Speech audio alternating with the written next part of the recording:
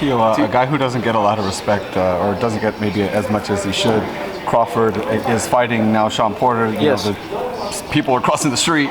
You know what I mean?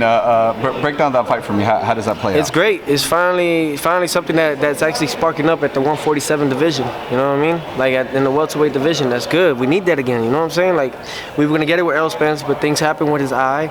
You know, and it sucks, man. But look, he's back on his feet again. You know, I already know that he's gonna work on it, and that's what a true champion does. Same thing like all these other champions, Crawford, Porter, and look, now we're gonna have them fight over here in Vegas, and it's good for the sport. It really is. Like we need that. Now we get to see Shawn Porter, because Shawn Porter's always gonna come and fight, and then you got Crawford, who's always gonna be stylistic about it. You know, but you got a 147 pounder that actually can punch, and that's been in this division for numerous of years already, plenty of years, and fought many great fighters, you know, along the way. You know, so it's gonna be a great fight. The fans are gonna win, you know, and I feel like, because at the end of the day, I'm not gonna pick or choose anybody, you know. The fighter wins, both of them win, just going in there and giving everybody a fight. What do you remember about those sparring sessions with Shawn? I was like 16, 17. You didn't have know? a pro fight yet, that's right. I didn't have a pro fight at the time. I was getting ready for the Rio Olympics. And Shawn Porter, yeah, man, he's very stylistic with his things. He has those movements, but he has evolved since then. You know what I mean? So that just goes to show like how much you could grow from it. You know, and just like that, man, I feel like there is something where it shows that Porter has a feeling of like, I am gonna beat this guy. And it's gonna be new for Crawford as well, because Crawford has always been a type like, I am gonna win too. So now you got two guys that believe they're gonna win, and it's gonna be a great fight. Is Terence better left-handed or right-handed, do you think? Depending on the fighter. You know what I mean? Because you could be southpaw and the guy could be very awkward, and that messes you up. You know what I mean? You could be orthodox and be back in your stance, and you have an awkward fighter, he's gonna mess you up. Come on, Tio, he's better as a southpaw. I think honestly, I say like whatever shoe fits him. You know what I'm saying? And he's gonna use it that night, and he's gonna see what works for him. If he goes back to orthodox, because southpaw ain't working for him, but Porter's gonna be working on those skills, on everything. Southpaw guys, orthodox guys, he's gonna be working on that, because that's what you do. You know what I mean? Like Kenny Porter, his coach and his father. You know, Larry Wade, his conditioning coach. They got a plan for him. You know what I mean? And Crawford's team, you know, Bo Mag and everything, they got a plan for Crawford. So it's just all about whose game plan is going to be the best one that night. And Tio, I know there's a narrative going on saying that Porter won't get stopped because he's never been stopped. You think in this fight that, obviously any fight, anyone can get stopped, but is it likely that Porter in this fight? It's all about who wants it bad. Who wants it that bad, you know? That's really what it comes down to.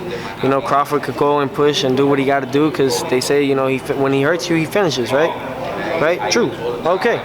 And you got Porter, though, when he gets hurt, he somehow comes back. He bounces right back. So it's just like, it's going to be a great fight. It is a good matchup. And kudos to Top Rank, and kudos to all those that bid for that fight, you know, and that was good. That's good. Now we got to fight. Does he have the advantage in skills, but would it shock me if Crawford Porter got stopped? No. No, would it shock me if Crawford got stopped? No. Neither one. Yeah. It wouldn't surprise me at all. And then just get your, you know, I know you like to say the fans win, which you're right. But what are your expectations on Saturday night, man? What are you expecting to see between Fury and Wilder? I know it's unpredictable, but what do you expect? I do see fireworks for sure. I see a lot of, that's a grudge fight for sure. That is a grudge fight. Like if anybody thinks that they're just talking the smack just to build a fight, nah, that's a grudge fight. You know what I mean? Those guys don't like each other.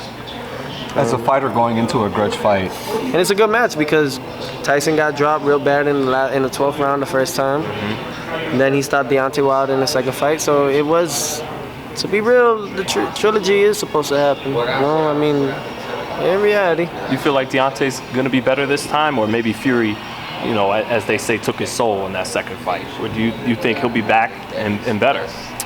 I believe that we'll see some difference in Wilder. You know, he's been training a lot, trying to really like work on his style and like trying to be more technical and stuff. However, it's like it's very hard when you've been that same style throughout your whole career. You know what I mean? From like 18 years old all the way to, how old is he now? 35? Yeah. So it's a big change. Within a year and some change, that you change your style. No warm-up fights either. No warm-up fights. You're going back to the same dude that you know, that your team quit on. You know, they quit on you on that. Because I know he was going to keep going. You know, that's what a fighter does, you know. But, you know, his team made that call. So I think, yeah, man, it's gonna be great. I think it's definitely going to be one to watch for everybody. Definitely better than both fights that has happened. Because now these both guys have something else to really show for. You know, they don't like each other, and they don't respect each other in that era, you know, and they're just gonna thug it out again. You know? In a grudge fight, is it hard to like keep your emotions in check? I got you, Liz. In a grudge fight, like you were saying, this is a grudge fight. Is it hard to keep your emotions in check in the fight? If you're an actual, like if you're a fighter, you know that you cannot ever let your anger get the best of you. You will always lose, always. So I think these guys have been in the game long enough to know, even though I don't like you, and I wanna, I gotta, you know, set the game plan that we worked on. And that's what makes them the great champions that they are today. You know, Wilder's a champion, Fury's a champion. That's why, you know, we get in this fight again. Yeah. So most people would say that for Floyd, the turning point fight in his career was Oscar, and then for Canelo it was Floyd. Even though they were much older, well, Canelo was pretty young. Would you say that that's what Lomachenko was for you, like that turning point in your career, right? Because I mean, you were obviously champion already, but like you said, you were a 4-1 underdog. Most people were writing you off. I still got work to do. So you feel like there's, you know, you still got a lot more. Yeah, I do. I haven't even hit where I want to be at. I'm not satisfied. I'm not satisfied. Like, I love all the belts, but I keep them in the suitcase that they're at. You know, that they gave me. I leave them there.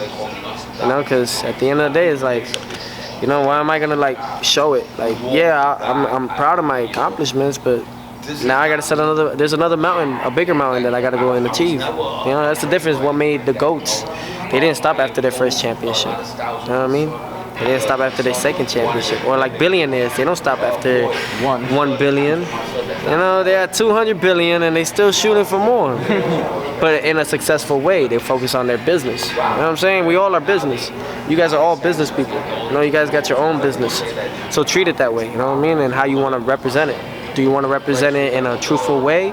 And little by little, patience. Patience is everything. Patience is key. Patience is power.